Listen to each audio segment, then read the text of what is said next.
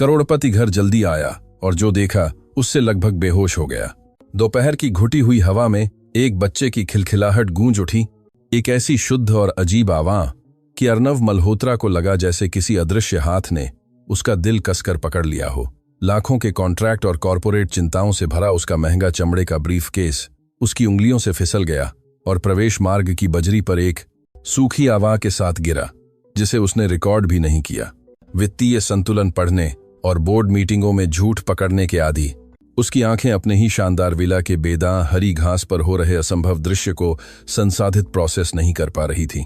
वहां शाम के 4 बजे की सुनहरी रोशनी में उसका बेटा वीर, वही बच्चा जिसे 5 अंतर्राष्ट्रीय स्तर के तंत्रिका विशेषज्ञों न्यूरोलॉजिस्ट ने गंभीर ऑटिज्म और स्थायी भावनात्मक अलगाव के साथ निदान किया था, एक महिला की पीठ से चिपका हुआ था।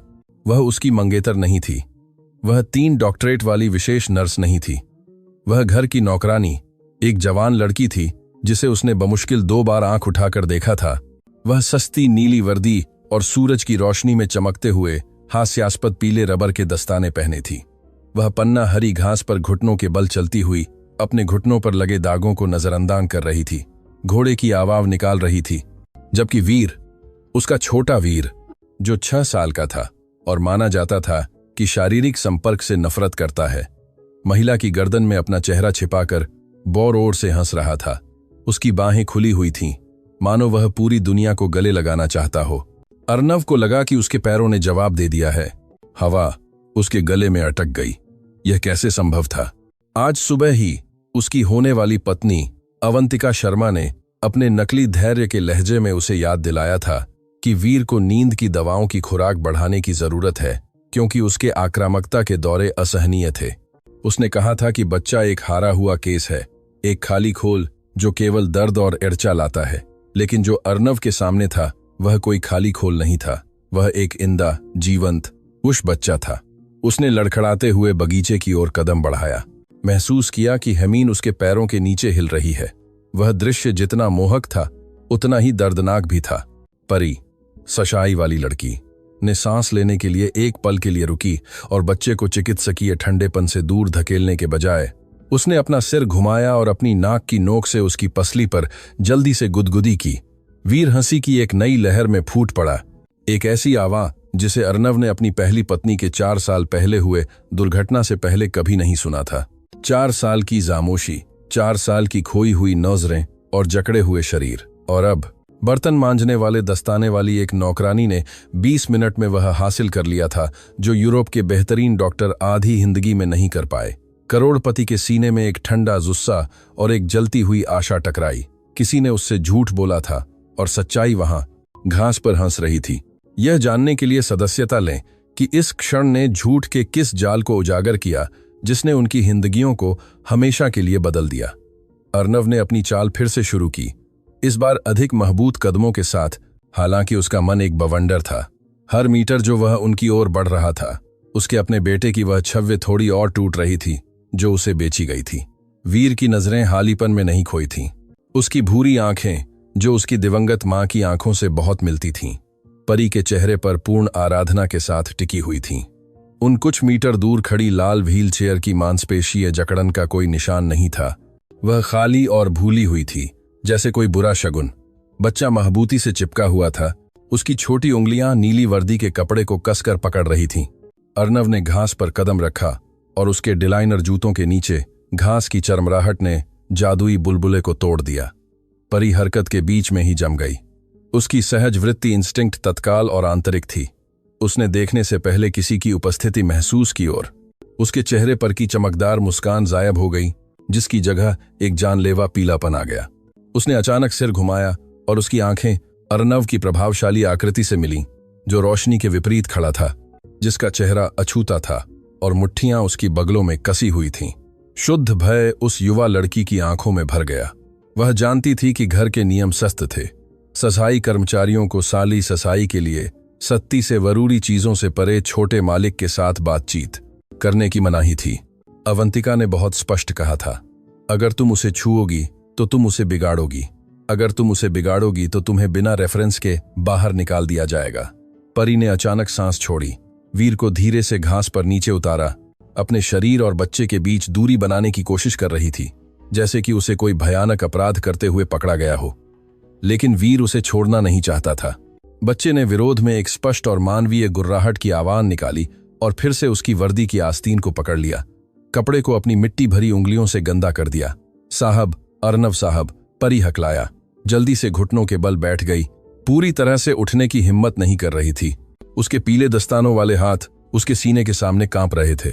मुझे बहुत अफसोस है, मैंने समय नहीं देखा। मुझे नहीं पता था कि आप जल्दी आएंगे। कृपया गुस्सा न करें। वह बस थोड़ा खेलना चाहता था। अर्नव ने तुरंत जवाब नहीं दिया।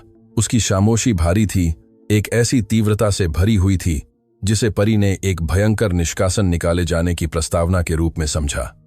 उसने चीहों की उम्मीद करते हुए सिर झुका लिया, उस अपमान की उम्मीद करते हुए जो उसे अक्सर अवंतिका मैडम से मिलता था। लेकिन चीनें नहीं आई। इसके बजाय अर्नव अपने बेटे को देख रहा था। वीर, परी में तनाव देखकर हंसना बंद कर दिया था। उसका चेहरा बदल गया, खुशी से चौकस चिंता में बदल गया। बच्चे ने हमीन पर घिसटते हुए, ताहत और समन्वय के साथ घिसटते हुए परी के सामने खुद को तैनात किया, अपनी छोटी बाहों को ढाल की तरह ऊपर उठाया, अपने ही पिता को अविश्वास से देख रहा था। उस हावभाव ने अर्नव को किसी भी अपमान से ज्यादा होर से मारा। उसका बेटा, भावनात्मक रूप से विकलांग, अपनी नौकरानी को अपने ही पिता से बचाने की कोशिश कर रहा था। हिलो मत, अर्नव ने आदेश दिया। उसकी आवाम कर्कश लग रही थी, लगभग अपने कानों के लिए भी पहचानी नहीं जा रही थी। यह कोई ची नहीं थी, यह आदेश के भेष में एक विनती थी। परी रुकी हुई आंखों में भरे आंसुओं के साथ स्तब्ध रह गई। वीर अभी भी वहां भौहें चढ़ाए खड़ा था। उसके बचकाने चेहरे पर चुनौती का भाव था जो अर्नव ने कभी नहीं देखा था। उसे हमेशा बताया गया था कि वीर लोगों को नहीं पहचानता, कि उसके लिए इंसान अविभेद्य वस्तुएं थे। लेकिन बच्चा पूरी तरह से जानता था कि ततरा कौन है और उसका आश्रय कौन है। अर्नव को मुंह में कड़वा स्वाद महसूस हुआ। अपराधबोध उसे जला रहा था। उसने यात्रा करने में इतना समय बिताया था, इलाज का भुगतान करने के लिए काम करने में इतना समय बिताया था, अवंतिका और विशेषज्ञों पर आंख बंद करके भरोसा किया था कि वह अपने ही छून के लिए अजनबी बन गया था। अर्नव धीरे धीरे घुटनों के बल नीचे बैठा, यह अनदेखा करते हुए कि उसके हजारों डॉलर के सूट का कपड़ा कैसे खिंच रहा था और बगीचे की नमी से गंदा हो रहा था। वह उनके आंखों के स्तर पर आ गया। परी तेजी से सांस ले रही थी। उसके कपड़ों से डिटर्जेंट और लेमन की महक आ रही थी, एक साधारण और घरेलू मिश्रण जो हवेली में अक्सर भर जाने वाले महंगे और रासायनिक इत्रों के विपरीत था। कब से? अर्नव ने पूछा, अपनी नजरें युवा लड़की पर गड़ा दी। उसका लहजा जरूरी था, मांग करने वाला। साहब, परी भ्रमित होकर पलक झपकाई, गंदगी या अव्यवस्था के लिए फटकार की उम्मीद कर रही थी। वह ऐसा कब से कर रहा है? अर्नव ने वीर की ओर इशारा किया, जो अब लड़की के दस्ताने वाले हाथ को एक उंगली से सहला रहा था। सांत्वना की तलाश में डॉक्टरों ने, अवंतिका ने, सबने मुझसे कहा कि उसकी मांसपेशियां कमजोर हो गई हैं।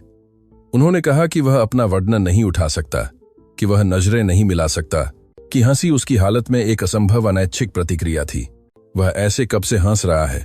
परी ने घूंट निगला, यह महसूस करते हुए कि मालिक का सुस्सा उसकी ओर निर्देशित नहीं था, या कम से कम उस कारण से नहीं जिसकी वह कल्पना कर रही थी।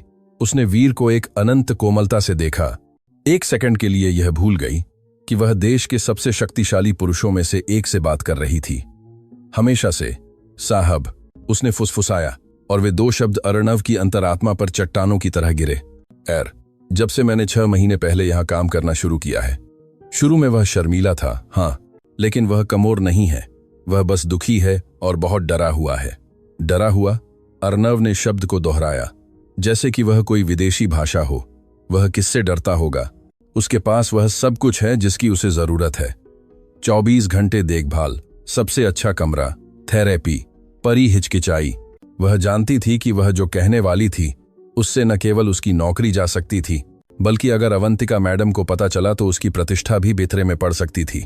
लेकिन उसने वीर के छोटे हाथ को अपनी उंगली को कसते हुए महसूस किया, और उस संपर्क ने उसे अचानक साहस दिया। उसने ऊपर देखा और करोड़पति की आंखों से आंखें मिलाईं। क्या ची? डरने की नहीं है साहब। वह कौन है जिससे डरता है?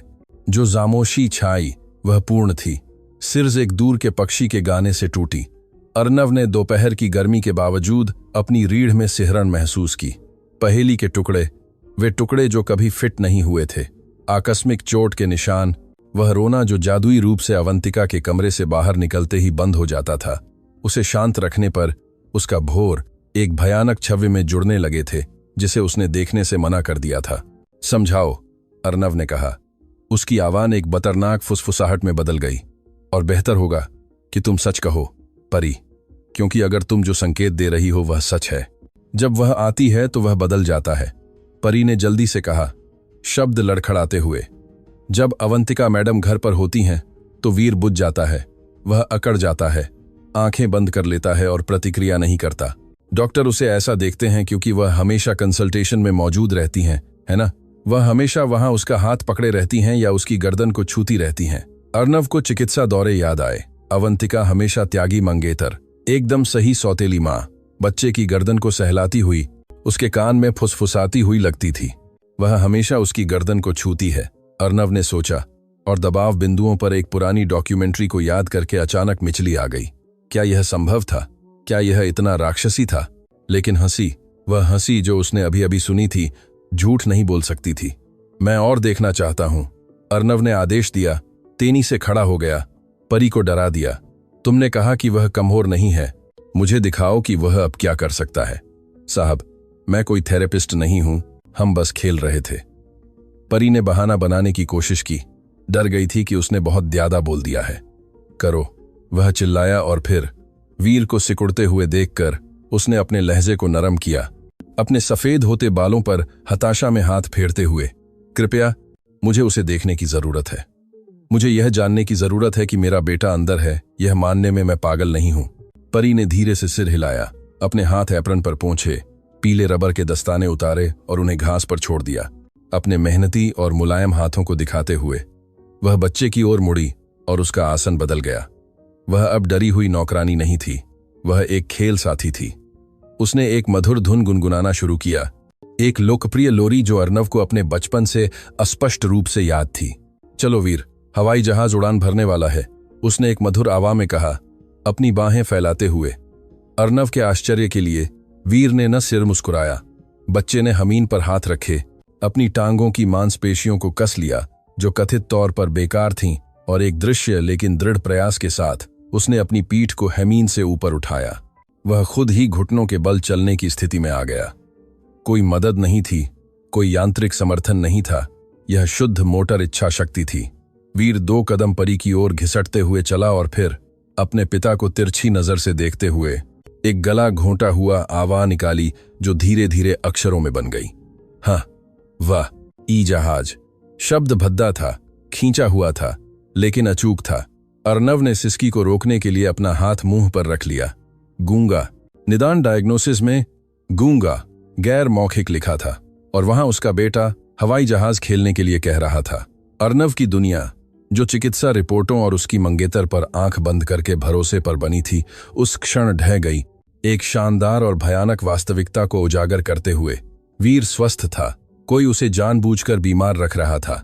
हे भगवान, अर्नव फुसफुसाया, अपने बेटे के बगल में घुटनों के बल गिर गया। उसने बच्चे के गाल की ओर एक कांपता हुआ हाथ बढ़ाया। वीर इस बार दूर नहीं हटा, हालांकि उसने अनुमोदन के लिए परी पर अपनी नजरें टिकाए रखीं। उसने एक उदास मुस्कान के साथ थोड़ा सा सिर हिलाया। अर्नव ने अपने बेटे की गर्म त्वचा को छुआ और एक बिजली का कनेक्शन महसूस किया, लेकिन इससे पहले कि वह इस चमत्कार को संसाधित कर पाता, सामने के प्रवेश द्वार पर एक शक्तिशाली इंजन की आवाज गूंजी। एक लाल रंग की स्पोर्ट्स कार बजरी पर टायर की चरमराहट के साथ ब्रेक लगाई। वीर के शरीर ने तुरंत प्रतिक्रिया दी, मुस्कान गायब हो गई, कंधे तन गए और उसकी आंखें कांच की हो गईं। वह हाली और खोई हुई नजर वापस आ गई, जिसे अर्नव बहुत अच्छी तरह से जानता था। परी कागन की तरह पीली पड़ गई। वह आ गई, नौकरानी ने फुसफुसाया, अपने हाथों से बमीन से दस्ताने उठाती हुई। साहब, कृपया, अगर उसने मुझे उसके साथ खेलते हुए देखा। वीर का परिवर्तन अंतिम प्रमाण था। यह कोई बीमारी नहीं थी, यह आतंक था। अर्नव को लगा जैसे उसके नसों में खून खौल रहा है, एक ज्वालामुखी हुस्सा जो फटने की धमकी दे रहा था। लेकिन व्यापार में उसके सालों ने उसे एक महत्वपूर्ण सबक सिखाया था, जब दुश्मन को पता न हो कि तुम वहां हो तो कभी हमला मत करो। उसने घर की ओर देखा जहां अवंतिका की ऊंची एड़ियां पहले ही हॉल में गूंज रही थीं, और फिर उसने परी को देखा। उठो, अर्नव ने कहा।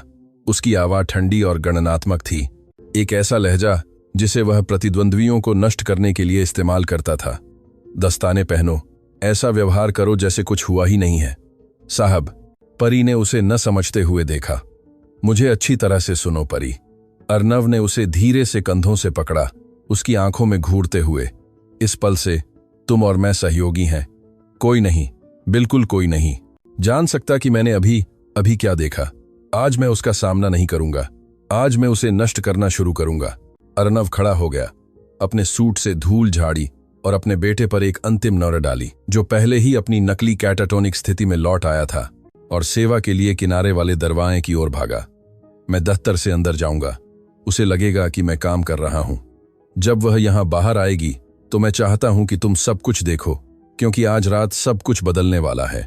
दौतर की खिड़की से भारी मखमली पर्दों के पीछे छिपे हुए, जिनमें धूल और प्राचीनता की महक आ रही थी, अर्नव दबी हुई सांस के साथ दृश्य देख रहा था। एक स्नाइपर की तरह गोली चलाने के क्षण का इंतजार कर रहा था। उसका दिल एक ऐसी हिंसा के साथ धड़क रहा था जिसने उसकी पसलियों को दर्द दिया।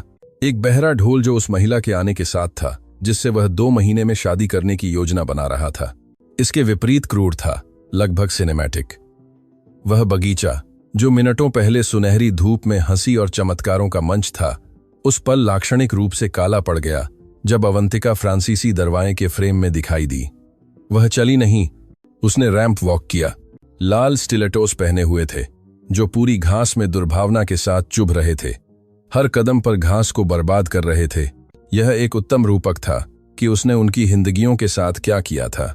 वह बेदां कपड़े पहने हुए थी, ब्रांडेड धूप के चश्मे उसके आधे चेहरे को ढंके हुए थे, और एक हैंडबैग जो परी के वार्षिक वेतन से बाइयादा महंगा था। लेकिन जिसने अर्नव के तून को जमा दिया, वह उसके कपड़े नहीं थे, बल्कि उसकी बॉडी लैंग्वेज थी। अपनी सुरक्षित पनाहगाह से उसने देखा कि अवंतिका का आसन एक तंग, बिजली जैसी आक्रामकता विकीर्ण कर रहा था। आसपास कोई और नहीं था, या कम से कम उसे यही लगा। इसलिए त्यागी और पीड़ित मां का नड़ाब उसकी चाबियों के साथ भमीन पर गिर गया था। ये क्या कर रहे हो तुम सब? अवंतिका की चीदोत्तर के दोहरे शीशे को भेद गई, दबी हुई, लेकिन विष से भरी हुई अचूक थी। अर्नव ने परी को शारीरिक रूप से सिकुड़ते हुए देखा। यह एक वातानुकूलित प्रतिक्रिया थी, जिसने बहुत ज्यादा मौखिक वार झेले थे। नौकरानी ने एक छलांग में खड़ी हो गई, गंदे एप्रन पर अपने हाथों को एक साथ पकड़कर सिर झुका लिया। लेकिन सबसे बुरा वीर था उसका बेटा, वह बच्चा जो 5 मिनट पहले हवाई जहाज कह रहा था और तात के साथ घिसट रहा था। वह पत्तों के महल की तरह अपने आप में ढह गया। उसके कंधे झुक गए, उसकी बाहें ऐंठन भरी जकड़न में शरीर से चिपक गईं, और उसका चेहरा जो पहले खुशी से जगमगा रहा था, सभी भावों से हाली हो गया। मछली का मुंह, जैसा कि डॉक्टरों ने इसे कहा था, वह कांच जैसी नजर कहीं नहीं देख रही थी। अर्नव ने खिड़की की सिल को तब तक दबाया जब तक उसकी उंगलियों के जोड़ सफेद नहीं हो गए। यह ऑटिज्म नहीं था, यह रक्षा तंत्र था। बच्चा शिकारी से बचने के लिए मरा हुआ होने का ढोंग कर रहा था। इसे देखो, अवंतिका चिल्लाई, एक पूरी तरह से मैनिक्योर की हुई नाखून वाली उंगली से वीर की ओर इशारा करते हुए। यह घिनौना है, मिट्टी और घास से भरा हुआ है। मैं तुम्हें इसे एक जानवर की तरह जमीन पर घसीटने के लिए पैसे देती हूं, या इसे सान रखने के लिए? परी ने बोलने की कोशिश की, उसके होंठ एक जामोश माछी में हिले, लेकिन अवंतिका ने उसे नहीं रोका। महिला तेज कदमों से बच्चे की ओर बढ़ी। अर्नव को शीशा तोड़ने और बगीचे में कूदने की आंतरिक इच्छा हुई, लेकिन उसने खुद को शांत रहने के लिए मजबूर किया। उसे देखो, उसने खुद को आदेश दिया। तुम्हें यह देखने की जरूरत है कि जब उसे लगता है कि तुम उसे नहीं देख रहे हो, तो वह क्या करने में सक्षम है। अवंतिका वीर के पास पहुंची और उसे सान करने या धीरे से डांटने के बजाय उसने उसकी बाह पकड़ ली। यह कोई मातृत्व स्पर्श नहीं था, यह एक अचानक, सूखा, हिंसक झटका था। उसने बच्चे की बाह को एक टूटी हुई कपड़े की गुड़िया की तरह ऊपर उठाया। वीर ने शिकायत नहीं की, वह रोया नहीं, वह बस निष्क्रिय रूप से उसके हाथ से लटका रहा। इस निष्क्रियता ने अर्नव को किसी भी रोने से ज्यादा आतंकित किया। इसका मतलब था कि यह दिनचर्या थी। इसका मतलब था कि वीर ने सीख लिया था कि विरोध करना और भी बुरा था। तुम किसी काम के नहीं हो, अवंतिका ने फुसफुसाया, अपना चेहरा बच्चे के चेहरे के पास ले जाकर। हालांकि अर्नव को पूरे वाक्य को समझने के लिए उसके होंठ पढ़ने पड़े। 5 मिनट के लिए मैंने लापरवाही की, और तुम एक भिखारी की तरह दिखते हो। अगर तुम्हारे पिता तुम्हें ऐसे देखते हैं तो वह सोचेंगे कि मैं तुम्हारा ध्यान नहीं रखती हूं, और अगर वह ऐसा सोचते हैं तो तुम्हारी टॉयों के लिए पैसे कम हो जाएंगे, समझते हो? उसने अपने हैंडबैग से एक रुमाल निकाला और मिट्टी का एक धब्बा हटाने के लिए वीर के चेहरे को दांत से रगड़ना शुरू कर दिया, लगभग उसकी त्वचा को खुरचते हुए।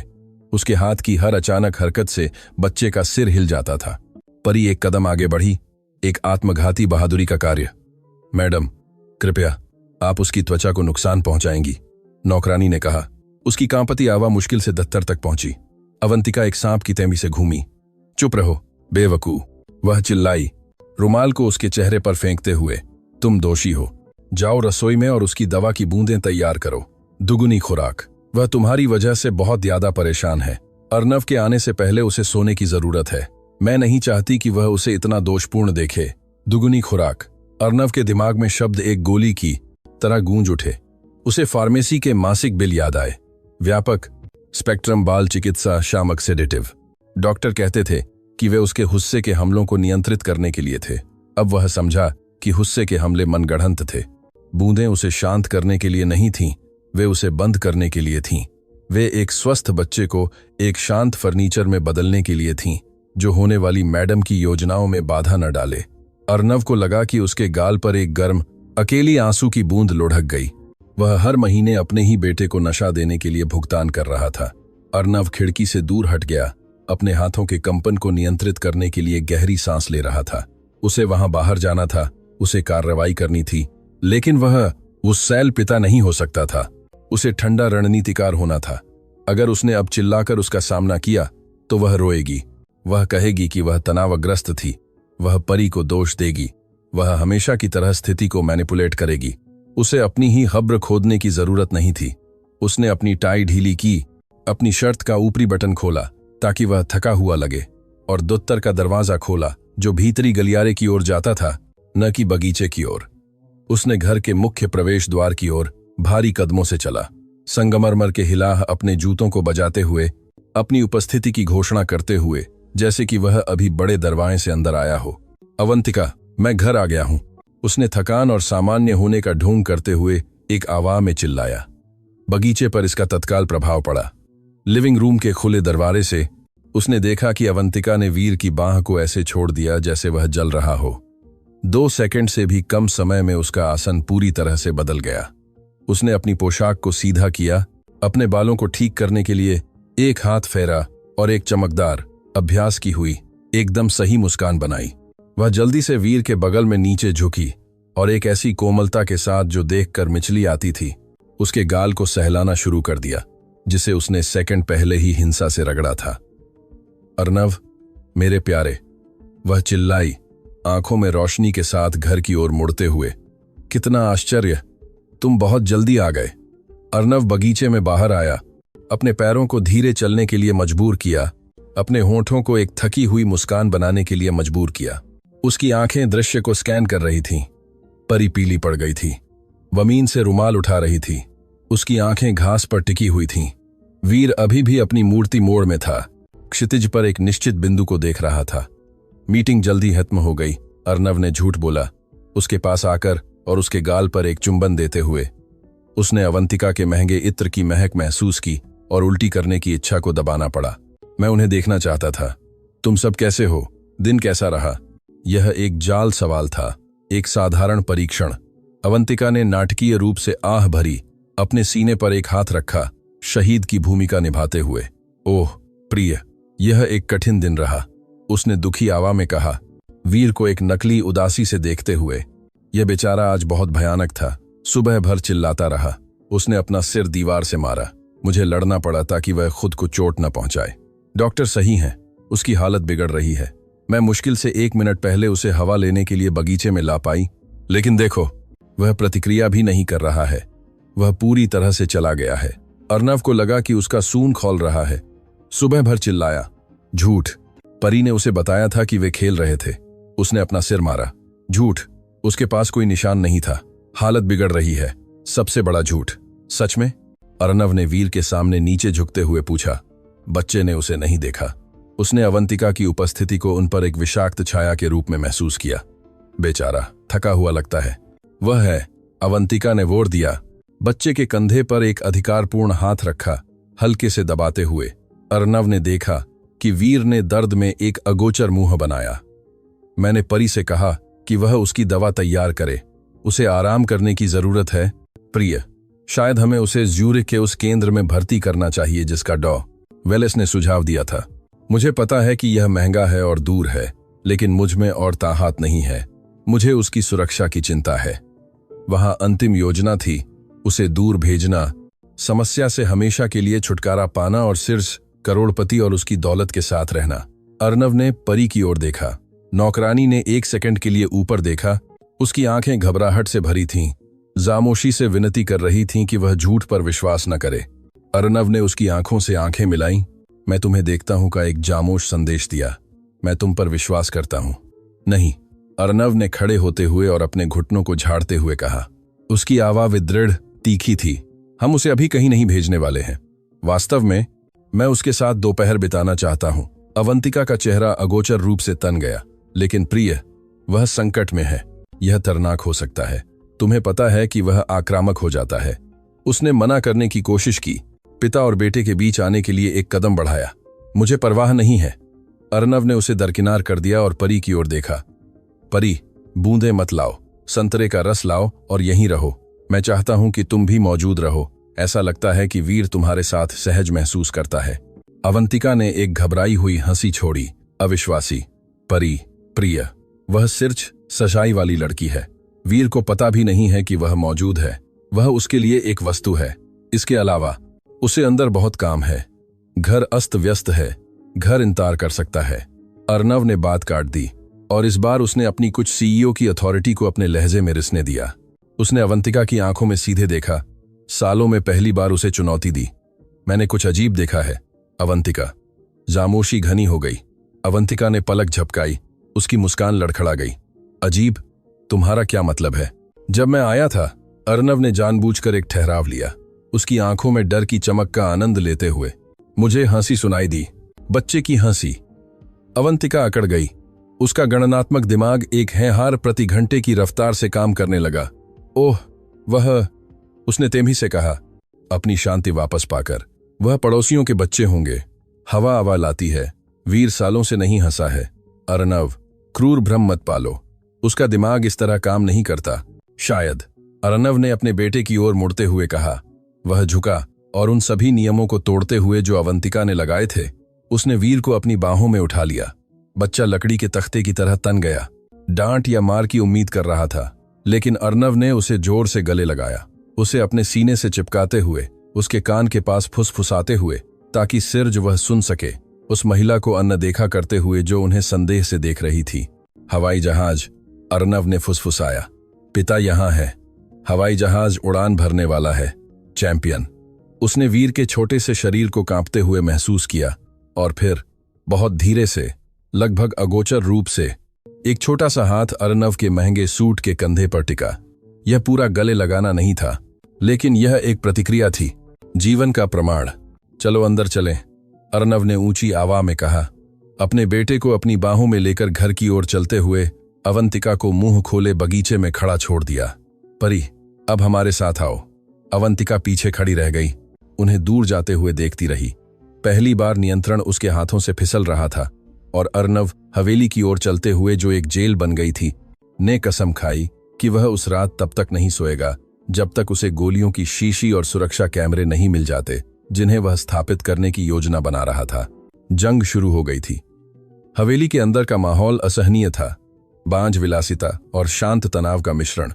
अर्नव वीर को अपनी बाहों में लेकर मुख्य हॉल में प्रवेश किया। महसूस कर रहा था कि उसके बेटे का शरीर उसके सीने के हिला बर्ज का एक ब्लॉक था। उसके पीछे अवंतिका की ऊंची एड़ियों की आवाज़ इतालवी संगमरमर पर गोलियों की तरह गूंज रही थी। यह खतरे की एक लगातार याद दिलाती थी जो उसके पीछे लगी हुई थी। परी सबसे अंत में अंदर आई, दरवाजे को एक कोमलता से बंद करते हुए जो उसके ध्यान में आने के डर को दर्शाती थी। दीवार से चिपकी रही जैसे कि वह वॉलपेपर के साथ पिघलना चाहती हो।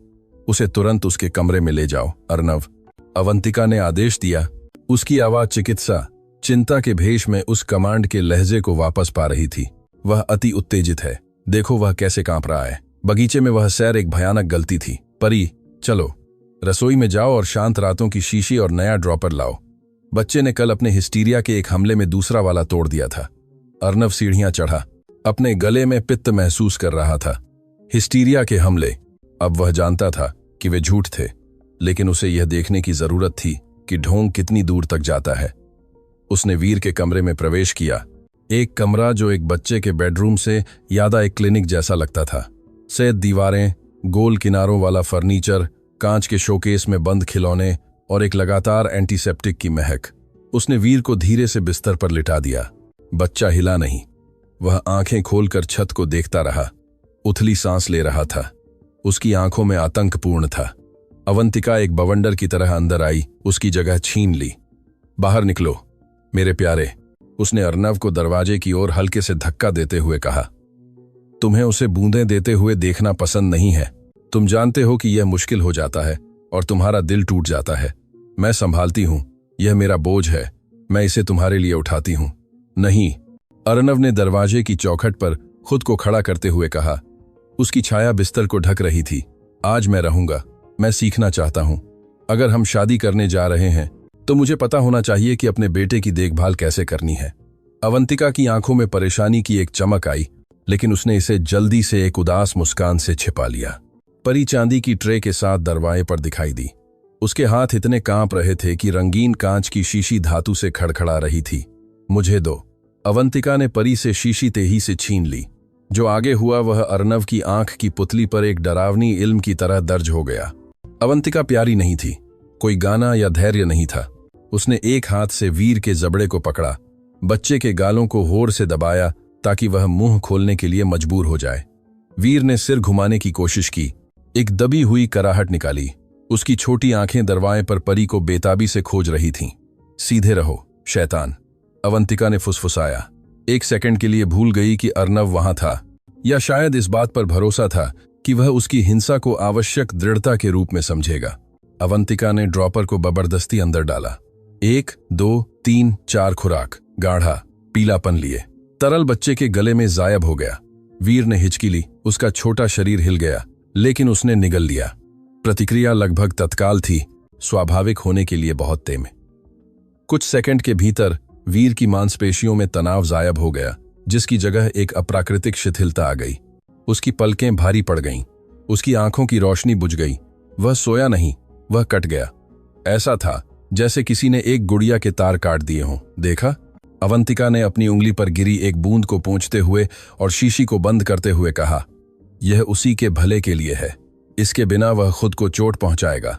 अब वह लगातार 12 घंटे सोएगा। उसके लिए शांति, हमारे लिए शांति। अर्नव ने अपने बेटे को देखा, जो अब मुंह थोड़ा खुला, थोड़ा लार टपकाता हुआ उस सब्जी में बदल गया था जिसका डॉक्टरों ने वर्णन किया था। उसे अवंतिका को उसकी गर्दन से पकड़कर खिड़की से बाहर फेंकने की एक हथियारी इच्छा महसूस हुई, लेकिन उसने खुद को रोक लिया। दरवाजे की चौखट को तब तक पकड़े रहा जब तक लकड़ी चरमरा नहीं गई। वह आज उसे बचा नहीं सकता था।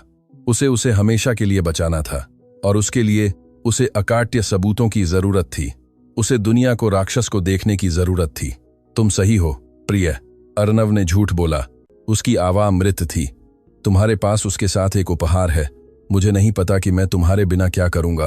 अवंतिका विजयी रूप से मुस्कुराई। शीशी को रात की मेज पर छोड़ने के बजाय अपनी जेब में रख लिया। चलो नीचे चलें, परी निगरानी के लिए रहेगी। तुम्हें और मुझे एक गिलास वाइन की जरूरत है, मैं थक गई हूं। जैसे ही वे बाहर निकले, अर्नव एक सेकंड के लिए मुड़ा। परी चुपचाप रोती हुई बिस्तर के सिरे पर खड़ी थी। अर्नव ने अपने सिर से एक अगोचर संकेत किया, रुको। सुबह का समय कब्रिस्तान की खामोशी में लिपटा हुआ था। हवेली सो रही थी, या कम से कम ऐसा लग रहा था। अवंतिका शार्दोने के 2 गिलास के प्रभाव में और संकट को नियंत्रित करने की संतुष्टि के तहत मुख्य बेडरूम में धीरे से खर्राटे ले रही थी, लेकिन अर्नव पूरी तरह से जाग रहा था। काले कपड़े पहने हुए अपने ही घर में एक भूत की तरह घूम रहा था। उसने अपनी योजना के पहले चरण को अंजाम देने के लिए सुबह के 3:00 बजे तक इंतजार किया था। वह अपने दफ्तर में गया और एक पेंटिंग के पीछे छिपी हुई तिजोरी खोली। उसने उससे पैसे नहीं निकाले, बल्कि एक काला केस निकाला, जिसे वह अपनी कंपनियों में औद्योगिक जासूसी के लिए इस्तेमाल करता था। बटन के आकार के उच्च परिभाषा माइक्रो कैमरे, जो क्लाउड पर वास्तविक समय में ट्रांसमिशन करते थे। वह पहले वीर के कमरे में गया। दरवाजा थोड़ा सी फीजाने कुछ चरमराया, लेकिन बच्चा शामक के प्रभाव में हिला नहीं। अर्नव ने अपने बेटे को उस रासायनिक कोमा में देखकर दर्द की एक टीस महसूस की, लेकिन उसने दर्द को सटीकता में बदल दिया। उसने तेजी से काम किया। उसने एक ऊंची शेल्फ पर रखे एक टेडी बियर की कांच की आंख में एक कैमरा लगाया। दूसरा छत के स्मोक डिटेक्टर में छिपा हुआ था। एक तीसरा उच्च लाभ वाले माइक्रोफोन के साथ पर्दे के पीछे सावधानी से रखा गया था, जो सीधे बिस्तर पर इंगित कर रहा था। फिर वह मुख्य लिविंग रूम और बगीचे में नीचे गया। उसने लैंप में, पेंटिंग के फ्रेम में और रसोई में एक रणनीतिक उपकरण लगाया, जहां वह जानता था कि परी और अवंतिका सबसे ज्यादा बातचीत करती थीं। हर कोण ढका हुआ था, हर झूठ चारक में दर्ज हो जाएगा। ऊपर वापस जाते समय वह गलियारे के बाथरूम से गुरा। वह जानता था कि अवंतिका कभी कभी वहां चीहें छोड़ देती थी। उसने शल्य चिकित्सा देखभाल के साथ दवा कैबिनेट खोला। नीचे उसकी 500 की फेशियल क्रीम के पीछे उसे वीर की दवा की एक खाली शीशी मिली, जिसे उसने कूड़ेदान में नहीं फेंका था। अर्नव ने उसे एक रुमाल से पकड़ा, उंगलियों के निशान छोड़ने से बचते हुए, और उसे एक वायुरोधी बैग में डाल दिया। वह कल ही एक निजी प्रयोगशाला में जाएगा। उसे यह जानने की जरूरत थी कि वे उसके चून को कौन सा जहर दे रहे थे। जब सूरज उगना शुरू हुआ, आकाश को एक हल्के भूरे रंग से रंगते हुए, अर्नव पहले से ही अपने बिजनेस सूट में बेदांज कपड़े पहने हुए था। दरवाजे के पास एक सूटकेस तैयार था। उसका चेहरा कार्यकारी शीतलता का नड़ाब था। वह रसोई में नीचे गया, जहां परी पहले से ही कॉफी बना रही थी। उसकी आंखें न सोने के कारण सूजी हुई थीं। सुप्रभात, अर्नव ने धीमी आवाज में कहा। परी लगभग कॉफी मेकर को गिराते हुए डर से उछल पड़ी। साहब, सुप्रभात। अर्नव उसके पास आया। कोई और नहीं था। अवंतिका अभी भी सो रही थी। मुझे अच्छी तरह से सुनो, परी। 10 मिनट में मैं अवंतिका के साथ नीचे आऊंगा और उसे बताऊंगा कि मैं यात्रा पर जा रहा हूं, लंदन में एक जरूरी बिजनेस, 3 दिन। परी की आंखें घबराहट से भर गईं। आप मुझे उसके साथ अकेला छोड़ देंगे साहब, कृपया। वह कल बहुत गुस्से में थी। अगर आप जाते हैं तो। मैं नहीं जा रहा हूं। उसने उसे रोक दिया, उसके हाथों को धीरे से पकड़ा। यह एक जाल है। मैं कार से बाहर निकलूंगा, घूमूंगा और संपत्ति के अंत में उस परित्यक्त अतिथि गृह में रुकूंगा। मैंने पूरे घर में कैमरे लगाए हैं। मैं सब कुछ अपने लैपटॉप से देखूंगा। परी ने कांपना बंद कर दिया और उसे आश्चर्य से देखा। कैमरे? हाँ, मुझे उसे आश्वस्त करने की जरूरत है। मुझे उसे कैमरे के सामने अपना असली रूप दिखाने की जरूरत है, ताकि पुलिस उसे ले जा सके और वह फिर कभी वीर के पास न आ सके। लेकिन मुझे तुम्हारी मदद की जरूरत है। तुम्हें डटे रहना होगा। यह नर्क होगा। उसे लगेगा कि मैं नहीं हूं और वह बेकाबू हो जाएगी। क्या तुम सह सकती हो वीर के लिए? पीले दस्ताने वाली सीधी सादी लड़की ने अपनी पीठ सीधी की। उसकी आंखों में एक भयंकर दृढ़ संकल्प चमक रहा था, जो किसी भी नौकरानी को नहीं दिखाना चाहिए। वीर के लिए साहब, मैं कुछ भी सह सकती हूं। अच्छा। अर्नव ने ऊपर कदमों की आवाज सुनी। वह आ रही है। याद रखना, मुझे कायम रहना होगा। अगर मैं तुम्हें डांटता हूं या जाने से पहले तुम्हें अनदेखा करता हूं, तो यह नाटक का हिस्सा है। भूलना मत। अवंतिका रेशमी बाथरोब में लिपटी हुई एक नजली शिष्टता के साथ जम्हाई लेते हुए रसोई में दिखाई दी। अर्नव, प्रवेश द्वार पर वह सूटकेस क्या है? उसने सूटकेस से उसकी ओर संदेह से देखते हुए पूछा। जापानी निवेशकों के साथ एक समस्या आई है। अर्नव ने एक उत्तम निराशा के लहजे में झूठ बोला। मुझे एक आपातकालीन वीडियो कॉन्फ्रेंस और नए समझौतों पर हस्ताक्षर करने के लिए लंदन उड़ान भरनी होगी। मैं अभी जा रहा हूं। मेरा जेट मेरा इंतजार कर रहा है। अर्नव ने वह सटीक क्षण देखा जब अवंतिका की आंखें चमक उठीं। यह उदासी नहीं थी, यह राहत थी। यह स्वतंत्रता की उम्मीद थी। लंदन, उसने कहा, उसे गले लगाने के लिए पास आते हुए, अपनी मुस्कान को उसके कंधे में छिपाते हुए। ओह प्रिय, कितना भयानक। ठीक उसी समय जब मैंने सोचा था कि हमारे पास कुछ शांत दिन होंगे, लेकिन मैं समझती हूं कर्तव्य बुलाता है। मैं 3 दिन में वापस आऊंगा, शायद 4। उसने त्रुटियां करने के लिए उसे जगह देते हुए जोड़ा। वीर का ध्यान रखना, मुझे तुम पर भरोसा है। मैं उसका ध्यान रखूंगी जैसे कि वह मेरा अपना हो, उसने जवाब दिया, और झूठ हवा में तैर गया, घना और विषाक्त। अर्नव ने अपना सूटकेस लिया और पीछे मुड़े बिना बाहर की ओर चला गया, यह जानते हुए कि वह अपने बेटे को भेड़िए के मुंह में छोड़ रहा था, लेकिन यह भी जानता था कि वह शिकारी होगा जो परछाइयों में इंतजार कर रहा था। जैसे ही उसकी कार का इंजन प्रवेश मार्ग से दूर चला गया, अवंतिका परी की ओर मुड़ी और उसकी एकदम सही पत्नी की मुस्कान आग पर मोम की तरह पिघल गई, जिसके नीचे की क्रूर खींच सामने आ गई। अच्छा बेवकूफ, अवंतिका ने अपना हॉर्न निकाला। मालिक चला गया। आज मेरा दिन है। बड़ा हॉल सा करो और तहजाने से महंगी वाइन निकालो।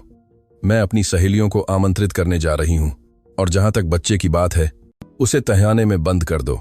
मैं नहीं चाहती कि उसकी चीखें मेरी पार्टी को बर्बाद करें। अतिथि गृह की हवा घुटी हुई थी, पुरानी लकड़ी और ऐद की महक से भरी हुई थी, जो सिर्फ 200 मीटर दूर मुख्य हवेली की वातानुकूलित ताजगी के साथ हिंसक रूप से विपरीत थी। अर्नव ने कोई रोशनी नहीं जलाई। वह हुद को उजागर करने वाली चमक का खतरा नहीं उठा सकता था।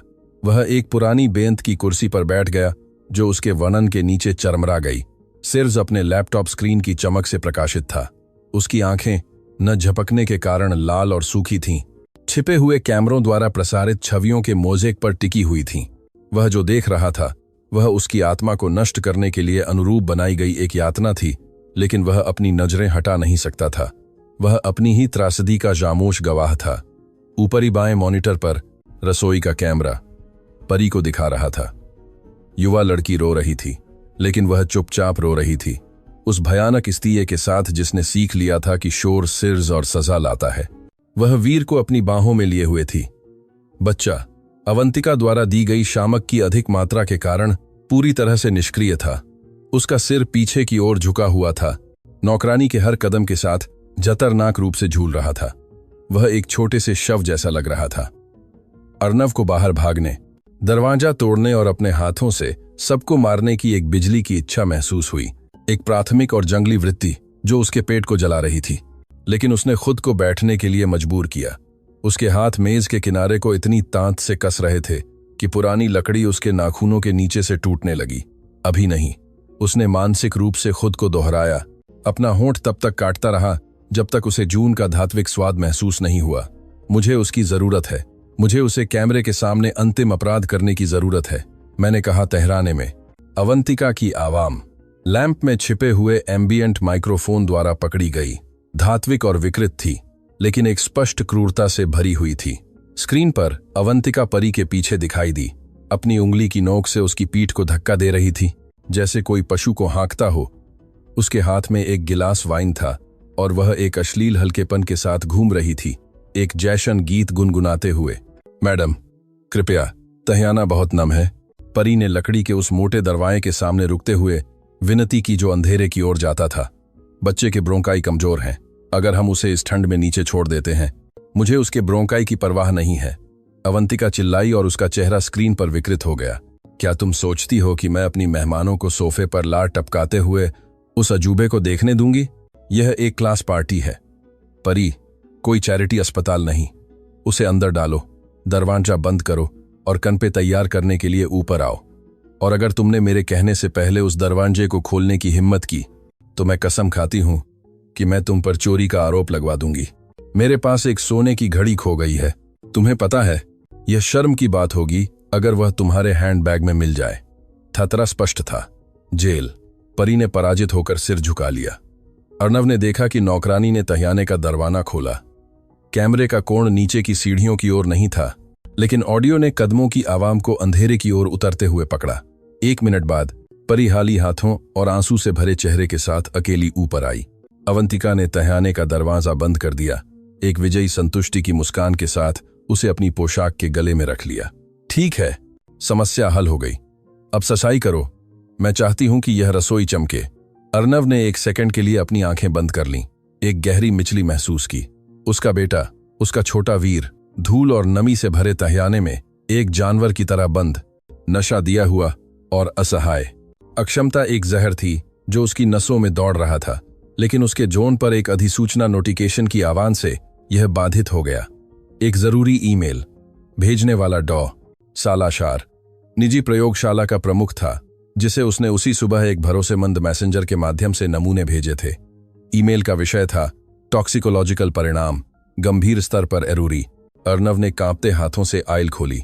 ग्रान को पार करने वाली लाल पट्टियों को समझने के लिए उसे डॉक्टर होने की जरूरत नहीं थी। रोगी, वीर, 6 साल, नमूना शीशी और रुमाल से अवशेष। परिणाम, एक वयस्क के लिए सुरक्षित सीमा से 3 गुना यादा सांद्रता में क्लिनाफेनॉल और डियाजेपाम के लिए सकारात्मक, बाल चिकित्सा उपयोग के लिए अनुमोदित नहीं किए गए केंद्रीय तंत्रिका तंत्र दमनकारियों के निशान। नोट: इस संयोजन का लगातार उपयोग न केवल अस्थायी मोटर पक्षाघात और कैटाटोनिक स्थिति का कारण बन रहा है, बल्कि यह संचयी तंत्रिका क्षति भी उत्पन्न कर रहा है। इन खुराकों पर नींद के दौरान श्वसन अवरोध का खतरा 80% है। अर्नव ने जॉन मेज पर गिरा दिया। यह सिर्फ दुर्व्यवहार नहीं था, यह सिर्फ लापरवाही नहीं थी, यह धीमा हत्या था।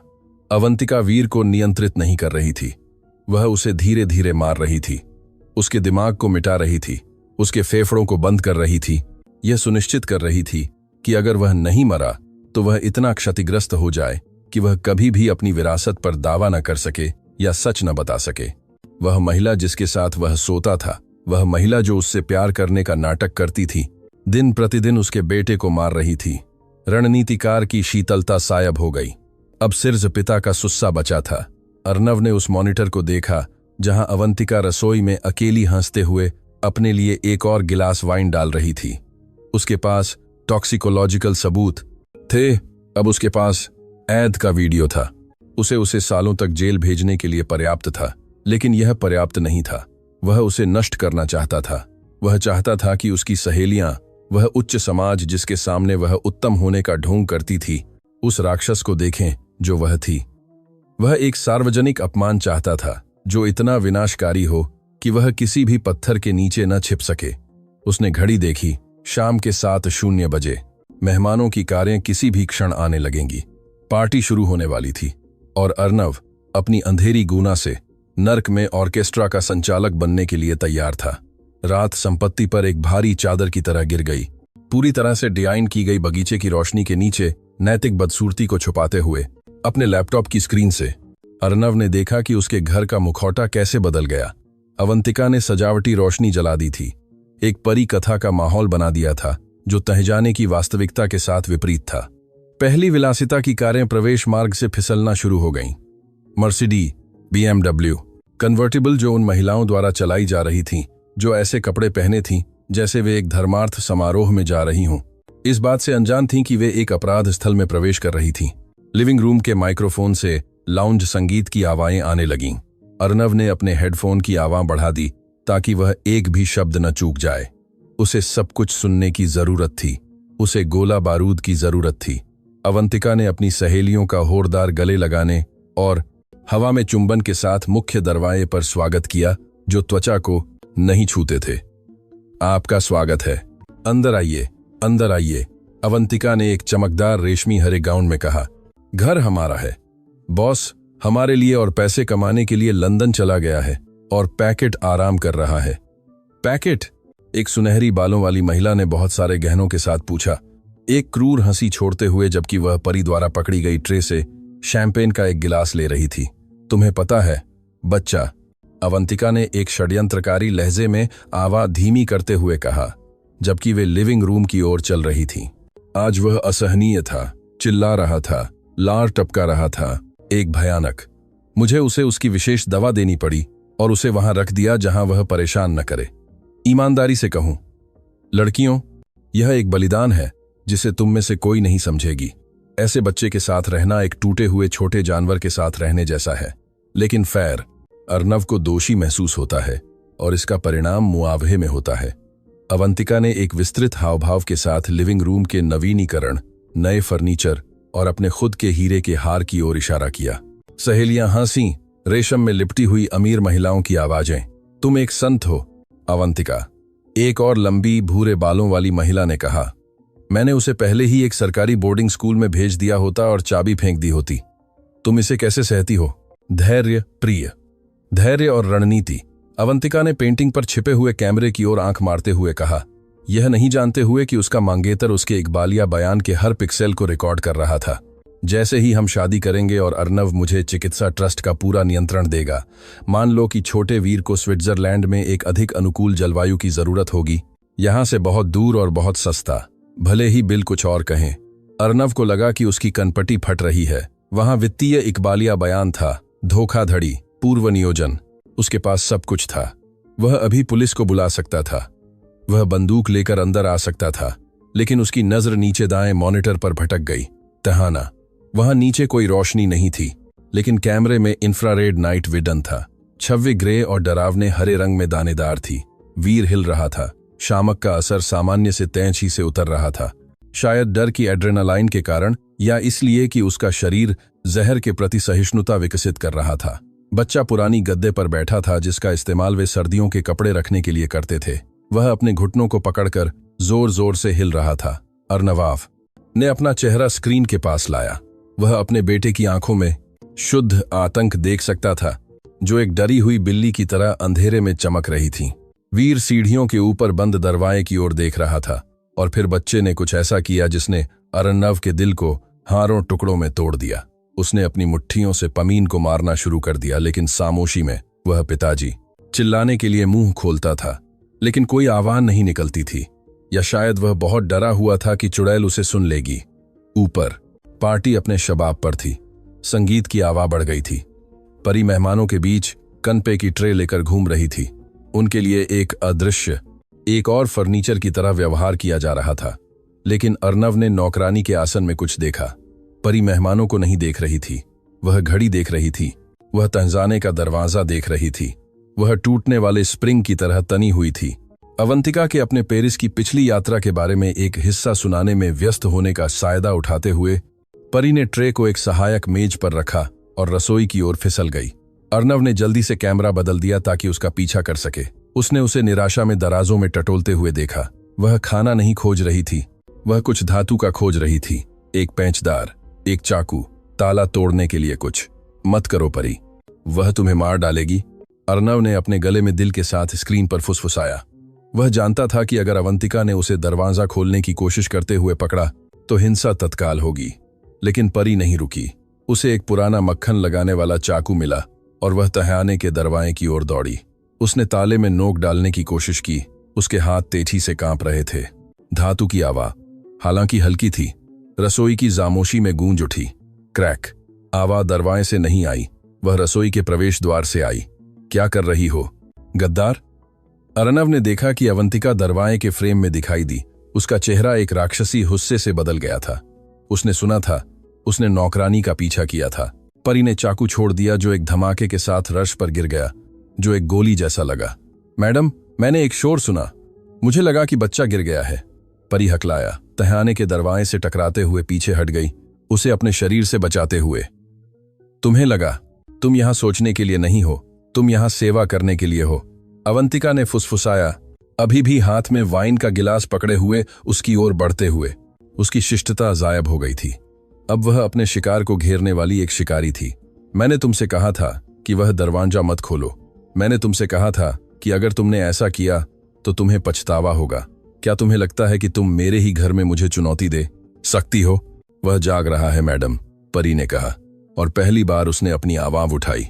वह चिल्लाई नहीं, लेकिन उसने एक ऐसी इस्पात की दृढ़ता से बात की जिसने अवंतिका को एक सेकंड के लिए रोक दिया। वह जाग रहा है और डरा हुआ है। वह एक बच्चा है। आप उसे वहां अंधेरे में नहीं छोड़ सकती। यह अमानवीय है, अमानवीय। अवंतिका ने एक कर्कश हंसी छोड़ी जिसने खून को जमा दिया। अमानवीय उस आदमी की देखभाल करना है जो किसी काम का नहीं है। वह एक आनुवंशिक गलती है और तुम एक श्रम गलती हो, और मैं अब दोनों को ठीक करने जा रही हूं। अवंतिका ने अपना हाथ उठाया, उसे थप्पड़ मारने के लिए नहीं। अर्नव ने शीशे की चमक देखी। वह उसे वाइन के गिलास से मारने वाली थी। वह उसके चेहरे को काटने वाली थी। अर्नव ने और इंतजार नहीं किया। उसने सोचा नहीं, उसने योजना नहीं बनाई। वह अतिथि गृह से एक मिसाइल की तरह बाहर निकला, दरवाजा बंद किए बिना, लैपटॉप बंद किए बिना। वह अंधेरे बगीचे में दौड़ा, झाड़ियों पर कूदता रहा, अपने फेफड़ों में दर्द को अनदेखा करते हुए एक ही जरूरत से प्रेरित था, इससे पहले कि उसकी रसोई के रश पर खून फैल जाए, वहां पहुंचना। दौड़ते समय उसने फोन निकाला और एक प्री रिकॉर्डेड नंबर डायल किया। सुरक्षा, निकास को बंद कर दो। किसी को भी संपत्ति से बाहर नहीं निकलना चाहिए। मैं दोहराता हूं, कोई बाहर नहीं निकलता। रेड प्रोटोकॉल सक्रिय करें। वह सेकंडों में पिछले छत पर पहुंचा। खिड़कियों से उसने मेहमानों को बातें करते हुए देखा, उनसे कुछ मीटर दूर हो रही हिंसा से अनजान। अर्नव ने दरवाजे का इस्तेमाल नहीं किया। उसने आंगन से एक लोहे की कुर्सी ली और उसे अपनी पूरी पार्श्विक तार से टेम्पर्ड ग्लास की खिड़की के हिलाव फेंक दिया। शीशे के टूटने की आवाज संगीत से हंसी से ज्यादा होरदार थी। यह न्याय के घर आने की आवाज थी। मेहमान ची उठे, अपने सिरों को ढंकते हुए, जबकि बारसी कालीन पर शीशे की बारिश हो रही थी। अर्नव टूटे हुए छेद से अंदर आया। उसके हाथ में एक कट से चून बह रहा था। एक पागल की नजर और एक जल्लाद का आसन था। अवंतिका की सहेलियां अपने मुंह में शैंपेन के गिलास के साथ अधूरी रह गईं। अर्नव उनमें से एक ची। हे भगवान, क्या हुआ? अर्नव ने उन्हें नहीं देखा। वह तूफान की तरह लिविंग रूम को पार कर गया, रास्ते में एक मेज को गिराते हुए, और सीधे रसोई की ओर बढ़ गया। वह ठीक उसी समय पहुंचा जब अवंतिका ने परी को बाल से पकड़ा हुआ था और मारने के लिए गिलास उठाया हुआ था। उसे छोड़ो, अर्नव दहाड़ा, एक ऐसी आंतरिक चीज जिसने दीवारों को कंपा दिया। अवंतिका मुड़ी और गिलास उसकी उंगलियों से फिसल गया, रश पर टूट गया।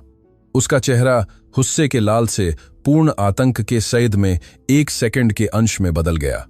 उसने अर्नव को धूल से ढंका हुआ, उसके हाथ से खून बहते हुए, तेजी से सांस लेते हुए देखा, और उसकी आंखों में उसने अपने मंगेतर को नहीं देखा, उसने अपना अंत देखा।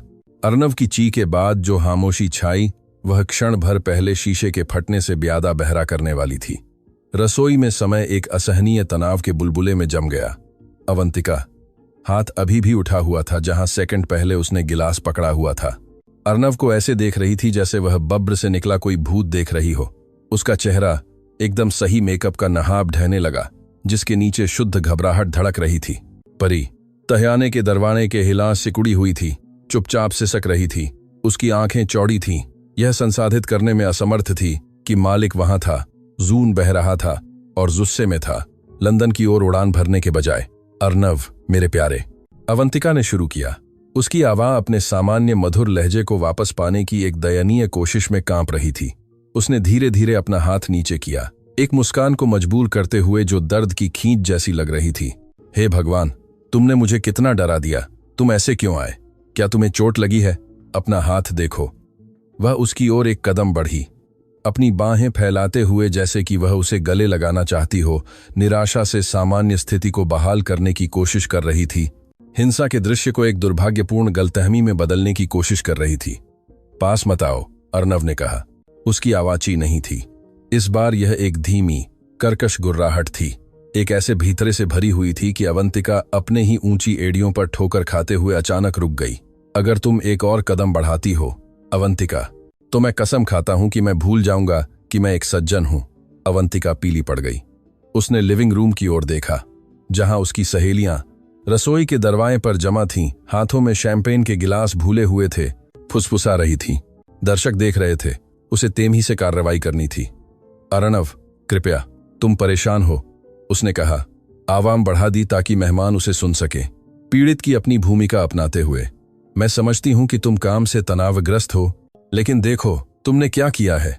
तुमने परी को डरा दिया है। बेचारी लड़की, उसे घबराहट का दौरा पड़ रहा था।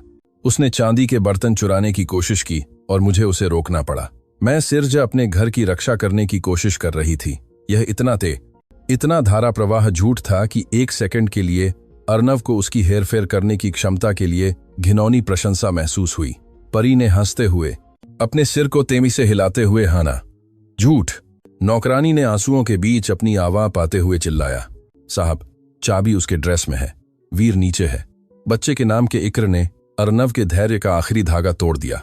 उसने अवंतिका को अनदेखा कर दिया, मुंह खोले मेहमानों को अनदेखा कर दिया और अपनी मंगेतर की ओर बढ़ा। कोई नाजुकता नहीं थी।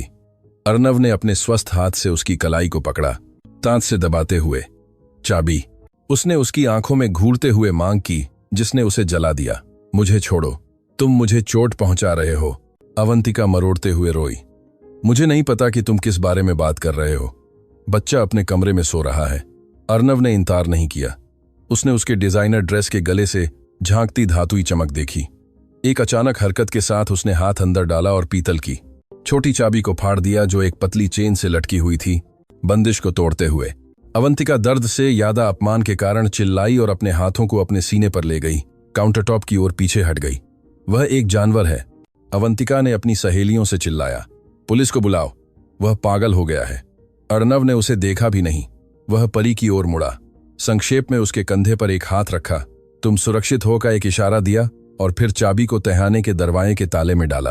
तंत्र एक धात्विक क्लिक के साथ घूम गया। अर्नव ने दरवाजे को एक झटके से खोला और नमी और अंधेरे की महक उसके चेहरे पर लगी। वीर ने अंधेरे पाताल में चिल्लाया। कोई जवाब नहीं मिला, सिर्फ बॉयलर की दूर की भनभनाहट। बिना किसी हिचकिचाहट के अर्नव सीढ़ियों से नीचे झुका, अंधेरे में ठोकर खाई, वृत्ति से मार्गदर्शन किया। उसके हाथों ने ठंडी पत्थर की दीवारों को छुआ। नीचे पहुंचकर उसने स्विच के लिए खोजा, लेकिन बल्ब फ्यू हो गया था या टूट गया था। उसने अपना पियोन निकाला और टॉर्च जलाई। सैद रोशनी की किरण ने अस्त व्यस्त जगह को काटा, जो पुरानी पेटियों और चादरों से ढके फर्नीचर से भरी थी। वीर, बेटा, मैं पिता हूं। उसकी आवाज टूट गई। फिर उसने उसे देखा। कालीन के ढेर के पीछे एक कोने में एक छोटा कांपता हुआ ढेर था। वीर अपने घुटनों के बीच अपना चेहरा छिपाए हुए एक गेंद बना हुआ था। अपने हाथों से अपने कान ढंक रहा था। बच्चा आगे पीछे हिल रहा था, बाहरी दुनिया को रोकने के लिए एक धीमी और लगातार गुनगुनाहट निकाल रहा था। अर्नव उसके सामने घुटनों के बल बैठ गया। महसूस किया कि उसकी आत्मा टूट रही है। रश बर्जीला था। वीर सिर्ज अपना पतला पायजामा पहने हुए था। चैंपियन, अर्नव ने फुसफुसाया, अपना हाथ बढ़ाया, लेकिन उसे डराने के लिए छूने से पहले रुक गया। बस, यह थम हो गया। पिता तुम्हें लेने आया है। हवाई जहाज उतर गया है। वीर ने हिलना बंद कर दिया। धीरे धीरे, बहुत धीरे धीरे उसने अपना सिर उठाया। टॉर्च की रोशनी ने उसके चेहरे को रोशन किया, जो धूल से गंदा था। उसके गालों पर सूखे आंसुओं के निशान थे। उसकी आंखें डर और शामक के अवशेषों से फैली हुई थीं। रोशनी पर ध्यान केंद्रित किया और फिर चमत्कारिक रूप से अर्नव का चेहरा मिला।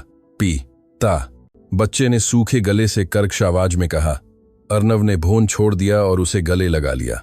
यह एक हताश, पूर्ण आलिंगन था। वीर इस बार अकड़ा नहीं। उसने एक आश्चर्यजनक ताक़त से अपने पिता की गर्दन को पकड़ लिया, अपना चेहरा उसकी शर्ट में दबा लिया। चून और पसीने से सना हुआ, एक राहत के साथ सिसक रहा था, जिसे 6 साल के किसी बच्चे को महसूस नहीं करना चाहिए। चलो ऊपर चलें, अर्नव ने उसे अपनी बाहों में उठाते हुए कहा। वीर का वर्णन बहुत कम था, बहुत कम। हम यहां से बाहर निकलने वाले हैं। वह महबूत कदमों के साथ सीढ़ियां चढ़ा, अपने बेटे को ऐसे ले जा रहा था जैसे वह ब्रह्मांड का सबसे कीमती शाना हो। तहाने के दरवाजे की दहलीज को पार करते हुए और रसोई की चमकदार रोशनी में वापस आने पर दृश्य बदल गया था। अवंतिका अब काउंटरटॉप के हिला अकेली नहीं थी। वह अपनी सहेलियों से घिरी हुई थी, जो उसे दिलासा दे रही थीं, जबकि वह घड़ियाली आंसू रो रही थी, अपनी पोशाक को ठीक कर रही थी। और इसलिए मैंने उसे बंद कर दिया, क्योंकि उसने मुझे काटने की कोशिश की। अवंतिका नकली सिसकियों के बीच कह रही थी। वह तृणाक है, लड़कियों। अर्नव नहीं समझता। उसका पिता का दोष उसे अंधा कर देता है। अवंतिका की आवाज उसके गले में मर गई जब उसने अर्नव को बच्चे को अपनी बाहों में लेकर तहाने से बाहर निकलते हुए देखा। आमोशी फिर से भारी और आरोपी बन गई। वीर, रोशनी से चकाचौंध, अपना चेहरा अपने पिता की गर्दन में छिपा लिया। उसका पायजामा फफूदी से सना हुआ था, उसके बालों में जाले लगे थे। वह एक सड़क का बच्चा लग रहा था, न कि एक भाग्य का वारिस। अवंतिका की सहेलियां डरकर पीछे हट गईं। छवि अनदेखा करने के लिए बहुत शक्तिशाली थी। कोई बेतरनाक बच्चा नहीं था, एक आतंकित प्राणी था, और एक पिता जो उसके लिए मारने को तैयार था। चलो लिविंग रूम चलें, अर्नव ने एक ऐसी ठंडी शांति के साथ कहा, जो उसके पिछले चीहों से ज्यादा डरावनी थी। यह एक आमंत्रण नहीं था, यह एक आदेश था। सब, अभी। मैं तुम्हारे साथ कहीं नहीं जाऊंगी। अवंतिका ने नियंत्रण वापस पाने की कोशिश करते हुए थूका। क्या तुम शराबी हो या नशे में? देखो, तुमने बच्चे का क्या हाल कर दिया है। तुम उसे अपने चून से गंदा कर रहे हो। मुझे दो, मैं कानून के सामने उसकी कानूनी मां हूं। जब परी। अर्नव ने अवंतिका को अनदेखा करते हुए और लिविंग रूम की ओर चलते हुए मेहमानों को दूर हटने के लिए मजबूर करते हुए बुलाया। यहां आओ। नौकरानी अपने एप्रन से आंसू पोंछते हुए सीधी हुई और उसके पीछे चली गई। अपने जीवन में पहली बार अवंतिका के पास से सिर ऊंचा करके गुजरी। अवंतिका हक्की बक्की रह गई, अपनी अथॉरिटी को वाष्पीकृत होते हुए देख रही थी, लेकिन खलनायिका हार मानने के लिए तैयार नहीं थी। सार्वजनिक अपमान उसका सबसे बुरा दुःस्वप्न था और वह इसे होने नहीं देगी। शुद्ध नजरत की एक नजर के साथ वह लिविंग रूम की ओर समूह का पीछा किया, जहां 85 इंच का विशाल टेलीविजन स्क्रीन अंधेरी शांत दीवार पर हावी था, जलाए जाने का इंतजार कर रहा था। लिविंग रूम उत्कृष्ट स्वाद और ताहे फूलों से सजाया गया था, जिनकी कीमत एक भाग्य थी, एक अस्थायी अदालत में बदल गया था। अर्नव कमरे के केंद्र में क्रिस्टल झूमर के नीचे रुक गया। उसने वीर को धीरे से नीचे उतारा और उसे बेज मखमली सोसे पर बैठा दिया, एक ऐसा फर्नीचर जिसे अवंतिका ने हमेशा दागों के डर से बच्चे को छूने से मना किया था। वीर तकिए पर सिकुड़ गया, अपनी आंखें चौड़ी करके परी को खोज रहा था। नौकरानी तुरंत उसके बगल में बैठ गई, कालीन पर घुटनों के बल बैठ गई, उसका हाथ पकड़ लिया। बच्चे ने आह भरी, उस परिचित स्पर्श को महसूस करते ही तुरंत शांत हो गया, जो उसने उतारना भूल गई थी, या शायद उसने अपना कवच के रूप में छोड़ने का फैसला किया था। अवंतिका की सहेलियां, स्थानीय उच्च समाज की 5 महिलाएं, अजीब तरह के अर्धवृत्त में खड़ी रहीं। यह नहीं जानती थीं कि जाना है या शो देखने के लिए रुकना है। अवांछित जिज्ञासा ने उन्हें अमीन पर जकड़ रखा था। अवंतिका चून से सनी आंखों के साथ लिविंग रूम में धंस गई। उसने अपनी सुरुचिपूर्ण शांतता खो दी थी।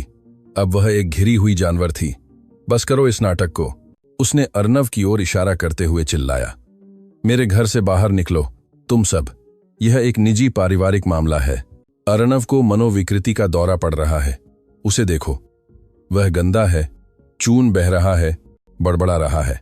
अर्नव ने उसे एक चिढ़ाने वाली शांति के साथ देखा। उसने अपने हाथ का चून अपने पैंट पर पोंछा और अपनी जेब से अपना झोन निकाला। कोई नहीं जा रहा है, उसने कहा। उसकी आवाज़ अधिकार के साथ गूंज रही थी।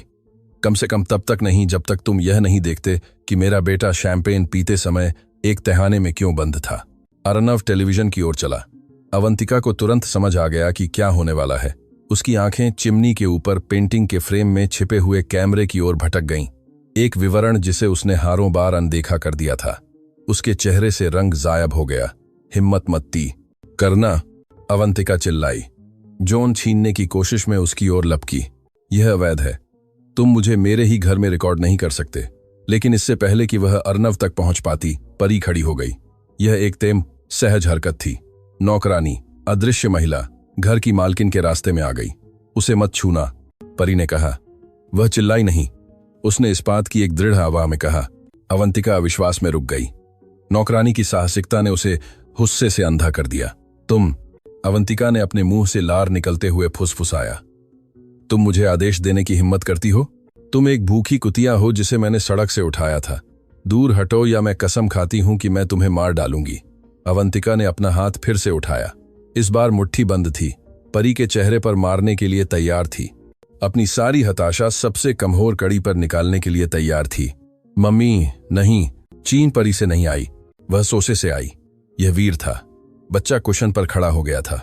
उसने मम्मी चिल्लाकर अवंतिका को नहीं बुलाया था। उसने परी की रक्षा के लिए चिल्लाया था। अवंतिका हवा में मुट्ठी बंद करके जम गई। उसने बच्चे को नफरत से देखा। तुम छोटे राक्षस, उसने बड़बड़ाया। यह सब तुम्हारी गलती है। अगर तुम सामान्य होते तो ऐसा कुछ नहीं होता। तुम्हें अपनी मां के साथ ही मर जाना चाहिए था। वाक्य की क्रूरता ने मेहमानों के बीच एकदम घोंटने वाली ची पैदा की। चुप हो जाओ।